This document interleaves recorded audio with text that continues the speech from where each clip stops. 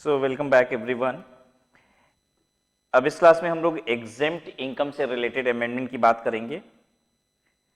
Look at section 1010D, amount received under life insurance policy. अगर आपको life insurance policy से पैसा आता है तो वो एग्जेम्प्टेड होता है, लेकिन इसमें बताया गया है 1010D में ही कि 1, 2, 3, 4 अगर ये पैसे आते हैं तो वो एग्जेम्प्ट नहीं है। ठीक है, इसमें बाकी चीज तो कॉमन है, बस यहां पे अंतर है। ठीक है, बट पता नहीं क्यों मुझे लगता है कि एक बार फटाफट फटाफट सब बोल देते हैं। ठीक है, इंश्योरेंस कंपनी से पैसा आएगा तो वो एग्जेम्प्टेड है, लेकिन कीमैन इंश्योरेंस पॉलिसी से पैसा आएगा तो वो एग्जेम्प्टेड नहीं है। मैंने आपको बताया भी था कि कीमैन इंश्योरेंस पॉलिसी का पैसा क्यों नहीं एग्जेम्प्ट होता है, क्योंकि ये एक नॉर्मल प्रैक्टिस हो गई। ठीक है, मार्केट में कि लोग कीमैन इंश्योरेंस पॉलिसीज कराने लग गए थे। ठीक है, ताकि और अपनी सैलरी की जगह कीमैन इंश्योरेंस पॉलिसी का प्रीमियम भरवाते थे कंपनी से, और क्योंकि फिर के सैलरी तो टैक्सेबल हो जाएगी और कीमैन इंश्योरेंस पॉलिसी से पैसा आता था वो एग्जेम्प्ट हो गया। तो गवर्नमेंट ने ये लूप होल पकड़ा और बोला कि कीमैन इंश्योरेंस पॉलिसी से पैसा आएगा तो वो टैक्सेबल हो जाएगा। दूसरा, एक मार्केट में प्रैक्टिस चालू हो गई थी, लोग क्या कर रहे थे कि लाइफ इंश्योरेंस से जो पैसा आता है वो एग्जेम्प्टेड हो जाता है। ठीक है, और दूसरा, लाइफ इंश्योरेंस प्रीमियम जब आप भरते हैं तो एटीसी की डिडक्शन मिलती है। तो लोग क्या करते थे कि इंश्योरेंस कंपनियां भी बड़ी चालाक ऐसा ऐसा काम करने लग गई। वो कहती थी 3.5 लाख रुपए की 3 प्रीमियम भरिए, हम आपको 3 साल के बाद 4.5 लाख रुपया देंगे। अब वैसे तो आप सुनेंगे तो कहेंगे क्या वाहियात टाइप का इन्वेस्टमेंट है, 1.5 लाख 3 साल हम देंगे तो 4.5 लाख रुपए लेंगे तो हमको मिला ही क्या, फिर मेरा ही पैसा हमको वापस मिला। लेकिन लाइन लगी रहती थी, भीड़ लगी रहती थी ऐसी इन्वेस्टमेंट को खरीदने के लिए, क्योंकि ये लाइफ इंश्योरेंस पॉलिसी होती थी। ठीक है, आप 1.5 लाख 3 साल भरते थे तो आपको एटीसी में डिडक्शन मिलती थी। अब मान लीजिए आप 30% के स्लैब में फॉल करते हो तो 1.5 लाख रुपए आप जमा करोगे, आपकी इनकम 1.5 लाख से कम हो गई, 45,000 रुपया तो आपका टैक्स ही बच गया। ठीक है, 3 साल में आपका टैक्स कितना बच गया, 1,35,000 रुपया। कौन सी इन्वेस्टमेंट में 1,35,000 रुपया कमाओगे 4.5 लाख रुपए में? तो ये तो ज्यादा अच्छा फायदा था। ठीक है, इंश्योरेंस कंपनी भी खूब लूट मचाई थी, जितना पैसा ले रही है उतना ही पैसा वापस कर रही है, मजा ले रही है उस पैसे का। ठीक है, अब 3 साल में कौन मर जाता है कि डेथ हो जाएगी बीच में और पेमेंट करना पड़ जाएगा। ठीक है, और हो भी जाएगा 1-2% तो कौन सा रिस्क है, मतलब कौन सा लॉस हो जाएगा इसमें। तो इंश्योरेंस कंपनी के भी खूब मजे। गवर्नमेंट ने देखा कि लोग इंश्योरेंस कंपनी के थ्रू ऐसी पॉलिसीज को लेके जो गवर्नमेंट का पर्पस है इंश्योरेंस कराने का वो डिफीट हो गया। भाई इंश्योरेंस का पर्पस क्या था? देखिए, आज हमारे देश में ना एक इंसान कमाता है तो उस पर 4 लोग डिपेंडेंट होते हैं। मतलब हमारे देश का स्टैट्स ये कहता है कि on every single man who is earning money, उसके ऊपर 3 से 4 लोग डिपेंडेंट हैं। मतलब खाने वाले 4 लोग तो कमाने वाला 1 लोग। ये हमारे देश का पोजीशन है, जिसमें अगर उस व्यक्ति को कुछ हो जाता है ना तो बाकी सभी की लाइफ बहुत मिजरेबल हो जाती है। इसलिए इंश्योरेंस को बहुत प्रमोट किया गया हमारे देश में। ठीक है, आज भी हमारे देश में इंश्योरेंस बहुत कम है। ठीक है, बहुत कम लोगों ने इंश्योरेंस ले रखी है, लाइफ इंश्योरेंस। तो गवर्नमेंट इसको प्रमोट करने के लिए एटीसी में डिडक्शन देती है, लेकिन वो पर्पस तो डिफीट हो जा रहा था। 2-2, 3-3 साल की पॉलिसी कोई लाइफ इंश्योरेंस पॉलिसी थोड़ी ना होती है। अरे भाई 20 साल, 25 साल, 50 साल की लाइफ इंश्योरेंस लोगे तो समझ में आता है। तो ये पर्पस डिफीट हो रहा था। तो गवर्नमेंट ने क्या बोला, कहा कि अगर आपका 10% से ज्यादा जो भी सम एश्योर्ड है पॉलिसी का, उसके 10% ज्यादा अगर आपकी प्रीमियम है तो मेच्योरिटी पे जो पैसा आएगा वो हम टैक्सेबल बना देंगे। ठीक है, फॉर एग्जाम्पल मान लीजिए आपकी पॉलिसी का, और ये 1/4/2012 के बाद से किया गया। ठीक है, उसके पहले 20% चलता था। अब 1/4/2012 के पहले की पॉलिसी जिसका 20% प्रीमियम होगा ना वो सब मेच्योर हो चुकी होगी। ठीक है, तो आज की तारीख में पढ़ने की जरूरत भी नहीं है वो सब। 1/4/2012 के पहले की पॉलिसी जिसका 20% प्रीमियम होगा, ठीक है, वो सब मेच्योर हो चुकी होगी। जैसे सम एश्योर्ड मान लीजिए 50 लाख रुपया, 1/4/2012 के बाद की पॉलिसी कर रहे हैं, आफ्टर 1/4/2000। ठीक है, और इसका प्रीमियम 10% ज्यादा नहीं होना चाहिए। लेकिन मान लीजिए प्रीमियम कितना है, 5.25 लाख है। ठीक है, क्या साल जमा करना है, मान लेते हैं 8 साल जमा करना है। ठीक है, 8 ईयर्स। तो ये प्रीमियम कितनी हो गई, 5.25 इंटू 8,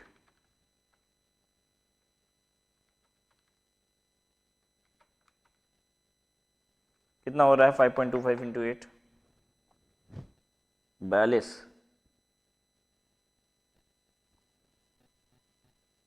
ठीक है, 40 42, हाँ ठीक है, 42 लाख। तो अब ये जब पैसा मेच्योरिटी पे आएगा 50 लाख रुपया, तो पता है आपकी इनकम बन जाएगी कितनी, 50 लाख माइनस 42 लाख, 8 लाख रुपया इनकम हो गई। अगर मान लीजिए प्रीमियम 10% से कम होता है, यानी इसकी प्रीमियम कितनी होती, 5 लाख रुपया या उससे कम होती, तो मेच्योरिटी पे जो पैसा आता 50 लाख रुपया वो पूरा पूरा एक्सेप्ट होता, उसमें से कुछ भी इनकम नहीं होती। मान लीजिए यहाँ पे 5 लाख की 8 प्रीमियम होती तो 40 लाख होता, सम एश्योर्ड कितना 50 लाख, मेच्योरिटी पे 50 लाख रुपया आया, कितना टैक्सेबल 10 लाख, कुछ नहीं टैक्सेबल।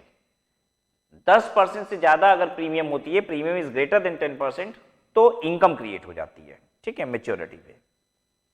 अच्छा, इनकम 50 लाख रुपया नहीं हो जाती, ये बात भी ध्यान देनी थी, इसलिए ये कैलकुलेशन करके देखा है कि 42 लाख तो प्रीमियम थी, तो 42 लाख घटाने के बाद 8 लाख रुपया इनकम बनेगी, ठीक है।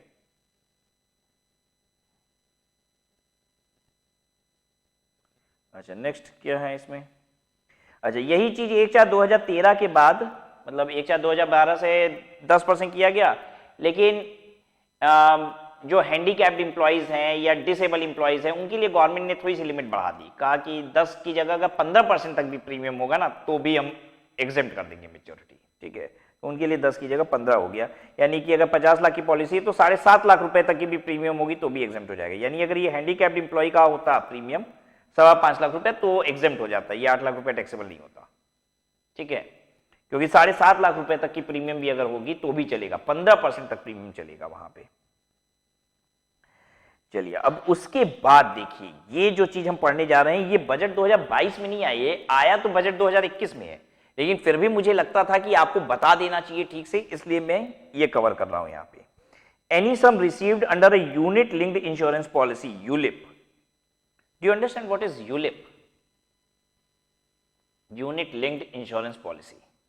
देखिए, म्यूचुअल फंड का क्रेज बहुत बढ़ गया है मार्केट में। ये म्यूचुअल फंड क्या होते हैं? देखिए, जो लोग डायरेक्ट इक्विटी में पैसा नहीं लगा पाते उनके लिए एक रास्ता है म्यूचुअल फंड के थ्रू इक्विटी मार्केट में एंटर करने का, ठीक है। अब इक्विटी मार्केट में डायरेक्ट एंट्री से डर क्या होता है कि भाई मुझे नहीं नॉलेज है कि कौन सी कंपनी अच्छा परफॉर्म करेगी, कौन सा नहीं, कितनी एनालिसिस करें, कितना समझे, ठीक है, ताकि हम किसी कंपनी में डायरेक्ट इक्विटी में पैसा लगा पाए। You need to have lot of knowledge before this, ठीक है। अच्छा, अगर आपके पास ये नॉलेज नहीं है तो आप हमारा स्टॉक मार्केट का कोर्स कर सकते हैं। हमारा स्टॉक मार्केट का कोर्स अवेलेबल है स्टडी एट होम पे, ठीक है, जिससे आप सचमुच ये बात समझ पाएंगे कि किस कंपनी में आपको डायरेक्ट इन्वेस्टमेंट करना चाहिए। अच्छा, बहरहाल एडवर्टीजमेंट नहीं कर रहे हैं, लेकिन फिर भी आपको एक बात बता दें, अगर आप पान की दुकान पे 10 मिनट भी खड़े हो ना तो आपको पॉलिटिक्स की नॉलेज होनी चाहिए, क्योंकि वहां सब राजनीति बतिया रहे हैं। और अगर आपको कॉर्पोरेट्स में नौकरी करना है ना तो लंच के समय जब टिफिन होगा तो सारे लोग पता है क्या डिस्कस करेंगे, स्टॉक मार्केट। तो आपको स्टॉक मार्केट आना चाहिए, नहीं तो आप ऑड मैन आउट हो जाते हो ठीक है, आप बात करने लायक नहीं हो वहां पे। तो stock market is that important now, ठीक है।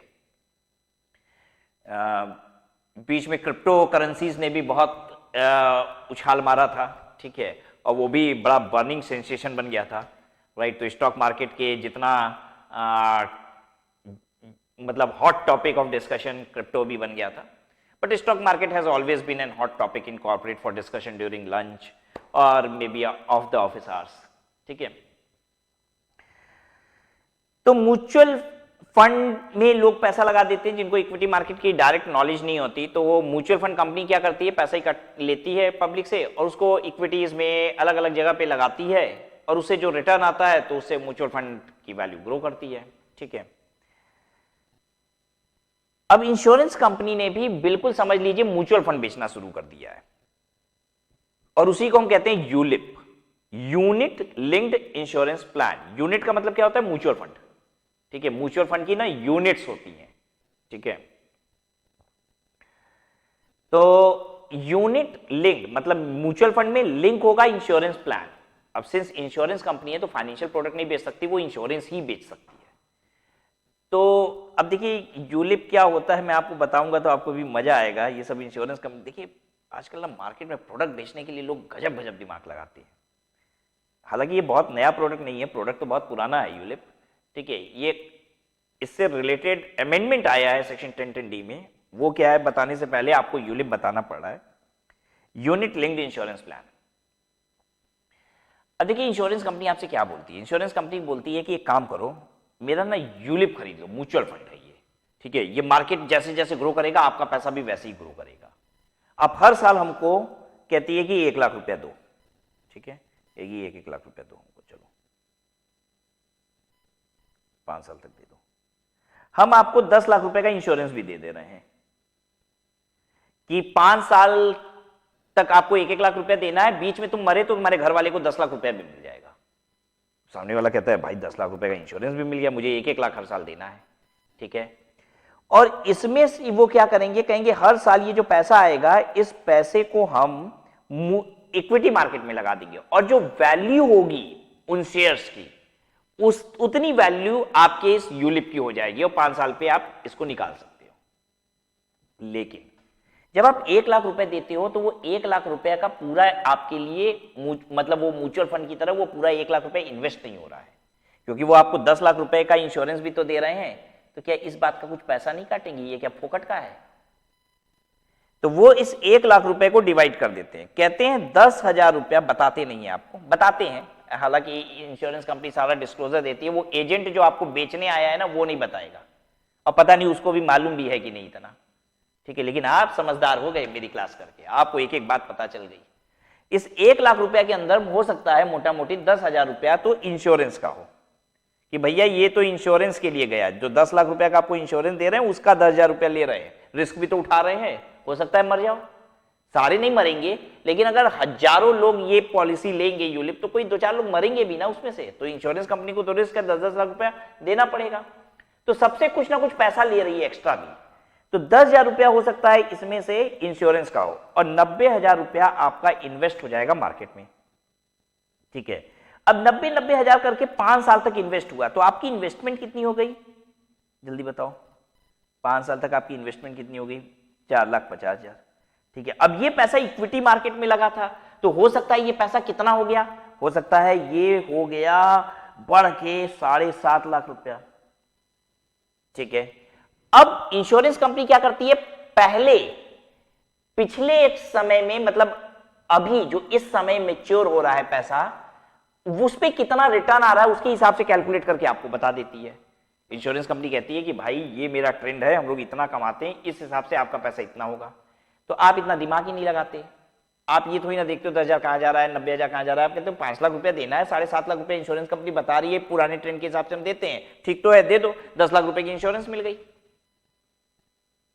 आप ये यूलिप प्रोडक्ट ले लेते, राइट।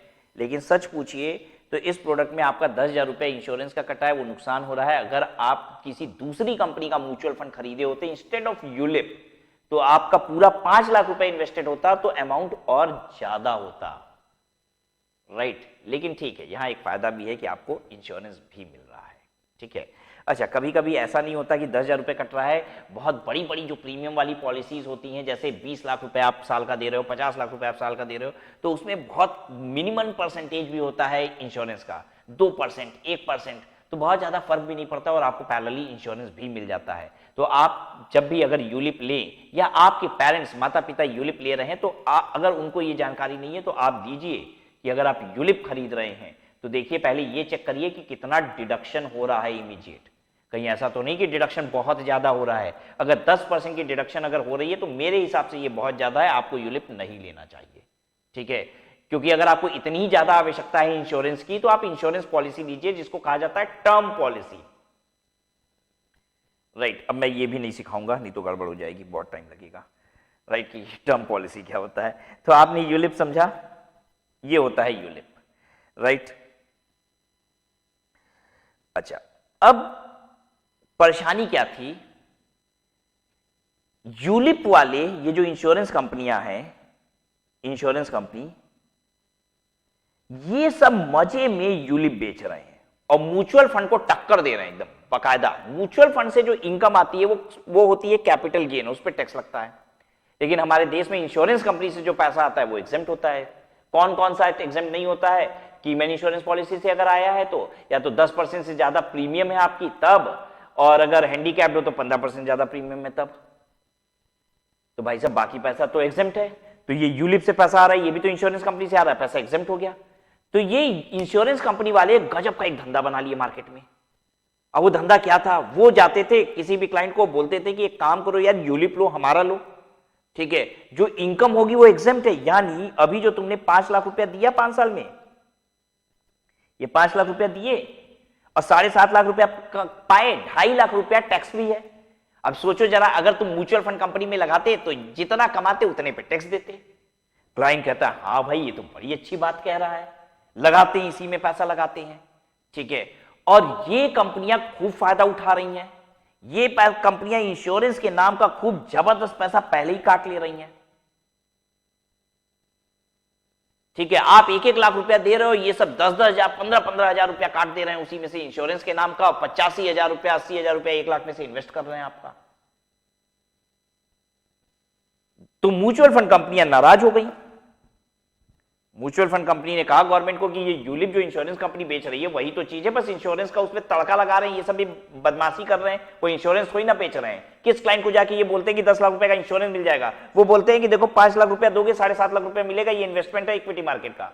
म्यूचुअल फंड की तरह बेच रहे हैं जाके मार्केट में, और कोई इंश्योरेंस वगैरह नहीं है। इंश्योरेंस तो बस जबरदस्ती, क्योंकि इंश्योरेंस कंपनी इंश्योरेंस ही बेच सकती है, इसलिए मजबूरी है वो बेचना, इसलिए वो ये दे रहे हैं। आई बात समझ में आपको? तो म्यूचुअल फंड कंपनी ने गवर्नमेंट को कहा कि इसको एट पार कीजिए, आप हमारी इनकम पे, म्यूचुअल फंड से अगर एक इन्वेस्टर कमाता है तो उसको टैक्स देना पड़ता है, तो वो भी एट पार कीजिए। अगर यूलिप से भी कोई कमाएगा तो वो भी टैक्स देगा। अब देखते हैं कौन कहां इन्वेस्ट करता है। गवर्नमेंट ने कहा बात तो सही है भाई। तो ये आया था बजट 2021 में, मैं आपको बताऊं, ठीक है। अब अगर बजट 2021 में कोई भी चीज आई है तो ये लागू कब से होती है? ये लागू होती है प्रीवियस ईयर 21-22 में, यानी ये एप्लीकेबल होना चाहिए कब से? एप्लीकेबल होना चाहिए 1/4/21 से, ठीक है। लेकिन गवर्नमेंट ने 1 फरवरी को ये बजट लाया और 1 फरवरी को ही बोला कि ये लागू होता है 1/4/21 से नहीं, 1 फरवरी 21 से। ये वाला प्रोविजन जो यूलिप टैक्सेबल हो जाएगा, इसको यूलिप को टैक्सेबल किया गया म्यूचुअल फंड के बराबर बनाने के लिए। म्यूचुअल फंड कंपनी नाराज हो रही थी, हमसे कोई खरीदता है तो इन्वेस्टर टैक्स देता है, इंश्योरेंस कंपनी से खरीदता है वही प्रोडक्ट जिसका नाम यूलिप है तो टैक्स नहीं देता है, ये कौन बदमाशी है? तो 1/2/21 से ही किया गया इसको। अब ये 1/2/21 से क्यों कर दिया गया? देखिए गवर्नमेंट भी सब समझती है होता क्या। अगर यूलिप पे टैक्स लगता कि 1 अप्रैल 2021 के बाद तुम खरीदे हो, वहां से लागू करते कि 1 अप्रैल 2021 के बाद से खरीदे हो तो उस पर टैक्स लगेगा, तो 1 फरवरी 2021 को इंश्योरेंस कंपनी पूरी जाग जाती है अपने एजेंट्स के साथ, और पूरे मार्केट में सबको एकदम, जिसको कहते हैं ना, एकदम घुस जाती लोगों के पास, ये खरीद लो, ये खरीद लो, 1-2 महीने का समय है, फरवरी और मार्च में खरीद लो, क्योंकि 1 अप्रैल को खरीदोगे तो जो खरीदोगे यूलिप उस पर टैक्स लगेगा, प्रॉफिट जो कमाओगे। अभी एग्जेम्प्ट चल रहा है और मार्केट में बम्पर मिस सेलिंग हो जाती है, ठीक है। लोग भी क्या होते हैं, कभी भी कोई डिसीजन जल्दी जल्दी लेना होता है ना तो इंसान गलत डिसीजन ले लेता है। गवर्नमेंट चाहती थी कि ऐसी मिस सेलिंग मार्केट में ना हो और पब्लिक प्रेशर में ना आ जाए कि खरीदना है, क्योंकि इंश्योरेंस कंपनी तो एकदम, आप ऐसे कहते हो, डंडा कर देगी एकदम, ठीक है, क्लाइंट्स को कि ये खरीद लो, 2 महीने का समय, खरीद लोगे फायदा हो जाएगा। तो उस प्रेशर से इन्वेस्टर बचे और मिस सेलिंग मार्केट में ना हो, इसलिए गवर्नमेंट ने कहा आज से ही लागू है। मतलब निर्मला सीतारमण जी बजट सुना रही हो, बोली अभी जो बात हम बोल रहे हैं ना, ये अभी से लागू है, ठीक है। तो ये वाली अमेंडमेंट 1 फरवरी 2021 से ही लागू हो गई थी कि यूलिप से जो पैसा मैच्योरिटी पे आएगा वो एग्जेम्प्ट हो जाएगा, टैक्सेबल हो जाएगा। लेकिन छोटी यूलिप पॉलिसी को एग्जेम्पशन आज भी दिया गया है, आइए पढ़ते हैं उसको। Any sum received under a ULIP issued on or after 1 February 2021 and the premium payable for any of the years during the term of such policy exceeds 2.5 lakh. अगर प्रीमियम 2.5 लाख से ज्यादा है यूलिप की, तब किसी भी साल, मतलब 10 साल की पॉलिसी, कभी भी 2.5 लाख से ज्यादा, अगर किसी भी एक साल में भी 2.5 लाख से ज्यादा प्रीमियम, लेकिन प्रीमियम तो कॉमन होती है वैसे, ठीक है। तो कहता है कि 2.5 लाख से प्रीमियम ज्यादा है, कभी भी प्रीमियम ज्यादा है 2.5 लाख से ज्यादा, तो भाई मेच्योरिटी पे टैक्सेबिलिटी आएगी, ठीक है, फिर जो कमाओगे टैक्सेबल होगा। लेकिन अगर छोटी पॉलिसी लिए हो यूलिप, 2.5 लाख से कम की प्रीमियम देते हो तो हम टैक्सेबल नहीं करेंगे। लेकिन ये बात समझने वाली है कि मान लीजिए मैंने 1 फरवरी 2021 के पहले एक पॉलिसी ले रखी थी, ठीक है, उसकी प्रीमियम 4 लाख है ऑलरेडी। अब 1/4/2021 के बाद मैंने पॉलिसी ली, उसकी प्रीमियम 2 लाख है, तो मेरी तो टोटल प्रीमियम 6 लाख जा रही है, ठीक है। तो ये कैसे कंसीडर होगा, क्या होगा, आइए पढ़िए। Where the premium is payable by a person for more than 1 ULIP, अगर आपके पास एक से ज्यादा यूलिप है इशूड ऑन और आफ्टर 1 फरवरी 2021, यानी ये पूरा जो टैक्सेबिलिटी वाली बात है ये 1 फरवरी 2021 के बाद ली गई यूलिप पॉलिसी का है, चाहे आप एक ले चाहे 1000 पॉलिसी ले लें। यानी उससे पहले जितनी भी आपने पॉलिसी ली है 1 फरवरी 2021 से पहले आप जितनी भी यूलिप पॉलिसी ली है उसकी मैच्योरिटी पे जो पैसा आएगा वो टैक्सेबल नहीं होगा। ध्यान दीजिए, पॉलिसी तो मैंने ली थी 2020 में, क्या उसकी प्रीमियम आज भी भर रहे हैं 5 लाख? हाँ भर रहे हैं, 10 साल की पॉलिसी है, 2020 में लिए थे 2030 तक भरेंगे। क्या मैच्योरिटी पे जो हम इनकम कमाएंगे टैक्स लगेगा? नहीं, क्योंकि वो 1 फरवरी 2021 के पहले की ली गई थी। 1 फरवरी 2021 को गवर्नमेंट ने कानून बनाया कि भाई यूलिप से जो इनकम कमाओगे, आज के बाद जो पॉलिसी लोगे और यूलिप से जो इनकम कमाओगे उस पर टैक्स देना है, तो पहले वाले पे थोड़ी ना है। प्रीमियम तो हम आज भी भर रहे हैं उससे पहले की पॉलिसी की। तो ये बात हो रहा है policy which is issued on और after 1 February 2021। The exemption shall apply only with respect to those ULIPs where the aggregate amount of premium does not exceed the aforesaid limit. अब कहना ये चाहता है कि अगर मान लीजिए 1/4/2021 के बाद हम 2 पॉलिसी ले लिए, 1.5 लाख की 2 पॉलिसी, 1 फरवरी 2021 के बाद 1.5 लाख की 2 यूलिप पॉलिसी ले लिए, तो मेरा एग्रीगेट हो गया 3 लाख रुपया। तो अब दोनों ही पॉलिसी की मैच्योरिटी टैक्सेबल होगी, ठीक है। पूरा मिला के ये नहीं, अब समझिए, नहीं तो फिर चतुराई हो जाती ना। अब 2.5 लाख रुपए की अगर सिंगल यूलिप पॉलिसी एग्जेम्प्ट करती गवर्नमेंट, तो अगर मान लीजिए मुझे 50 लाख रुपए लगाना है तो हम 20 पॉलिसी ले लेते 2.5 लाख रुपए की। अरे हम 20 ले लेते ना, 20 कोई मना थोड़ी ना है कि पॉलिसी एक ही लेनी है, ठीक है, हम सैकड़ों पॉलिसी ले लेंगे। आप समझ पा रहे हो कि नहीं? तो भाई इसीलिए एग्रीगेट अमाउंट है। अच्छा, अब ये मान लीजिए 1 फरवरी 2000 एग्जाम्पल से कराते हैं।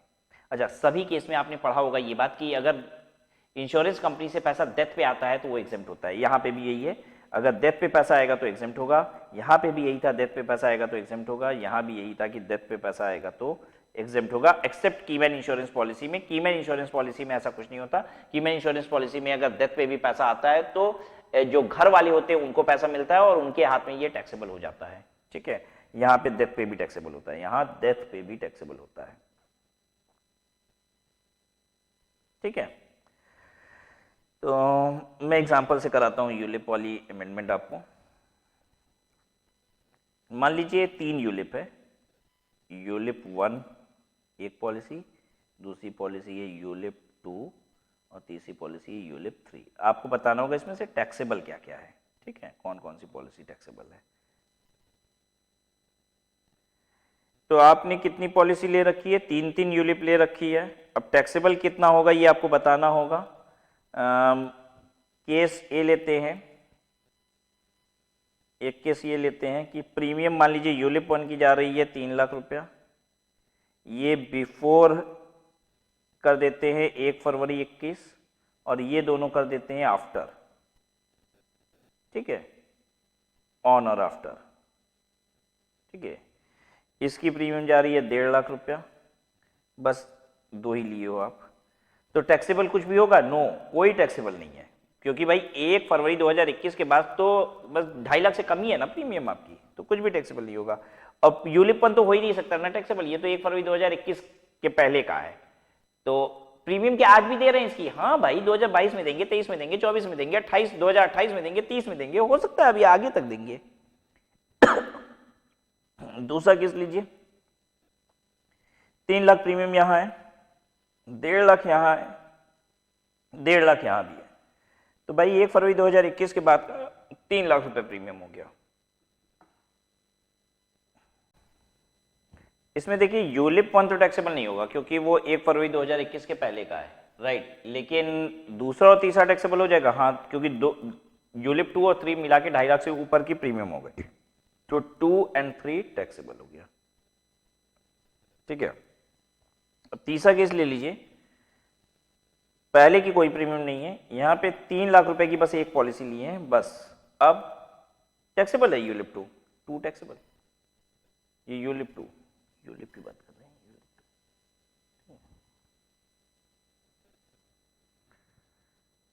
राइट।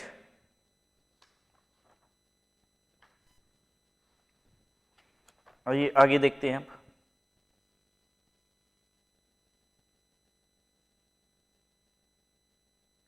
पेमेंट फ्रॉम स्टैट्यूटरी और public provident fund. I hope you understand, government जो बनाती है वो स्टैट्यूटरी प्रोविडेंट फंड होता है, स्कूल कॉलेजेस ये सब जो बनाते हैं स्टैट्यूटरी प्रोविडेंट फंड होता है। पब्लिक प्रोविडेंट फंड क्या होता है, ये एम्प्लॉय मेंटेन नहीं करते हैं, कोई भी इंडिविजुअल बैंक में जाके ये खाता खोल सकता है, इसमें इंडिविजुअल बस अपना कंट्रीब्यूशन करता है, कोई एम्प्लॉयर कंट्रीब्यूशन इसमें नहीं होता। तो स्टैट्यूटरी और पब्लिक प्रोविडेंट फंड में खास बात ये था कि जब पैसा निकलता है तो वो पूरा एग्जेम्प्ट होता है, जो एनुअली इंटरेस्ट इसमें एक्रू होता है वो एग्जेम्प्ट होता है, और जो कंट्रीब्यूशन इसमें जाता है, ठीक है, अगर एम्प्लॉयर कंट्रीब्यूट कर रहा है स्टैट्यूटरी प्रोविडेंट फंड में तो वो भी पूरा एग्जेम्प्टेड होता है, ठीक है। पब्लिक प्रोविडेंट फंड में एम्प्लॉयर कंट्रीब्यूट करता ही नहीं। तो आप ऐसे समझ लीजिए, जो कंट्रीब्यूशन है वो एग्जेम्प्टेड है, जो इंटरेस्ट एक्रू हो रहा है वो एग्जेम्प्टेड है, मेच्योरिटी पे जो पूरा पैसा आ रहा है वो भी एग्जेम्प्टेड है। यही लॉ था। आइए पढ़िए इसमें exception. Interest accrued during the previous year in the account of an employee maintained by the fund shall not be exempted to the extent it relates to the following: where the employer is giving contribution,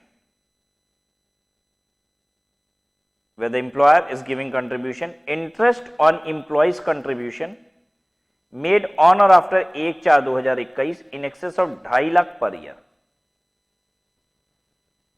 अगर employer भी contribution देता है, तो जो employee के contribution का ब्याज है 2.5 लाख रुपए के ऊपर, इंप्लॉय जो भी कंट्रीब्यूशन करता है 2.5 लाख रुपए के ऊपर जितना कंट्रीब्यूशन करता है उसके ब्याज पे टैक्स लगेगा, वो एग्जेम्प्टेड नहीं होगा। फिर से मैं रिपीट कर देता हूं, अगर इंप्लॉयर भी कंट्रीब्यूशन दे रहा है, ठीक है, तो इंप्लॉय का कंट्रीब्यूशन जो 2.5 लाख रुपए के ऊपर है, राइट, उसके ऊपर ब्याज पे टैक्स लगेगा। एम्प्लॉयर का जो भी कंट्रीब्यूशन होगा उससे मतलब नहीं है, उस पे ब्याज आएगा। देखिए प्रोविडेंट फंड क्या होता है, एम्प्लॉय ने पैसा डाला, एम्प्लॉय ने पैसा डाला, ठीक है, और दोनों पे ब्याज आएगा, दोनों ही पैसे पे ब्याज आएगा, ठीक है।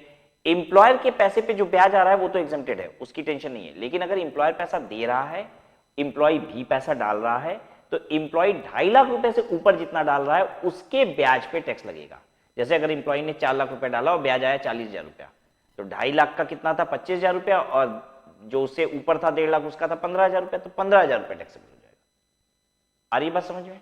हालांकि इतना ब्याज मिलता नहीं है 10% का, मैंने एग्जाम्पल गलत लिया है, ब्याज मिलेगा ही 7% के आसपास का, जो अभी प्रोविडेंट फंड पे चल रहा है 7 साढ़े 7 चलता है। Where the employer is not giving contribution, अगर एम्प्लॉयर कंट्रीब्यूट नहीं कर रहा है, एम्प्लॉय अकेले कंट्रीब्यूट कर रहा है, तो भाई 5 लाख रुपए के ऊपर जो कंट्रीब्यूशन है उसके ब्याज पर टैक्स लगेगा। भाई एम्प्लॉय नहीं कंट्रीब्यूट कर रहा है ना, तो गवर्नमेंट थोड़ा सा यहाँ पे लिबरल हो जा रही है, कह रही है अरे भाई बेचारा खुद ही करता है, अकेले करता है, देखो एक तो इसको ज्यादा फायदा भी नहीं हो रहा है, एम्प्लॉयर तो इसका देता भी नहीं है पैसा पीएफ में, ठीक है, तो चलो 5 लाख रुपए के ऊपर जितना डालेगा ना उसके ब्याज पर टैक्स लेंगे, ठीक है, क्लियर है ना। एम्प्लॉयर जो पैसा डाल रहा है उससे तो उसके ब्याज पे कोई टैक्सेबिलिटी नहीं है, वो एग्जेम्प्टेड है। एम्प्लॉय जो पैसा डाल रहा है उसके ऊपर टैक्स है, लेकिन 2.5 लाख रुपया से ज्यादा अगर एम्प्लॉयर भी पैसा डालता है तो, और अगर एम्प्लॉयर पैसा नहीं डालता है और एम्प्लॉय अकेले बेचारा डाल रहा है, तो 5 लाख रुपए के ऊपर जितना डाल रहा है उसके ब्याज पर टैक्स लगेगा। 5 लाख रुपए के ऊपर जितना अमाउंट डाल रहा है उस पर नहीं टैक्स लगेगा, 5 लाख रुपए के ऊपर जो अमाउंट डाल रहा है उसके ब्याज पर टैक्स लगेगा, ठीक है। Payment from recognised provident fund एकदम सेम चीज है, इसमें भी कोई अंतर नहीं है, ठीक है। रिकॉग्नाइज्ड प्रोविडेंट फंड से जो पैसा आता है उसके बारे में आपको जानकारी है, टैक्सेबिलिटी वगैरह की। इंटरेस्ट एग्जेम्प्ट होता था रिकॉग्नाइज्ड प्रोविडेंट फंड का, लेकिन यहाँ पे इंटरेस्ट को वापस से टैक्सेबल बना दिया गया है। कैसे कहा गया है, सेम एम्प्लॉयर का कंट्रीब्यूशन अगर है तो 2.5 लाख रुपए के बियॉन्ड जितना एम्प्लॉय डालता है उसका ब्याज, ठीक है, ये 1/4/23 है, ये गलती से 4 लिखा गया है यहाँ पे। और अगर एम्प्लॉयर पैसा नहीं डालता है तो गवर्नमेंट थोड़ा सा वो हो जाती है अरे बेचारे का एम्प्लॉयर डालता ही नहीं है, बेचारा अकेले कर रहा है, बेचारा बेचारा करके गवर्नमेंट इस 2.5 लाख को 5 लाख कर देती है, कहती है 5 लाख रुपए के बियॉन्ड जो एम्प्लॉय पैसा डालेगा उसके ब्याज पे हम टैक्स लेंगे। आई होप आपको मजा आ गया होगा ये भी पढ़ के।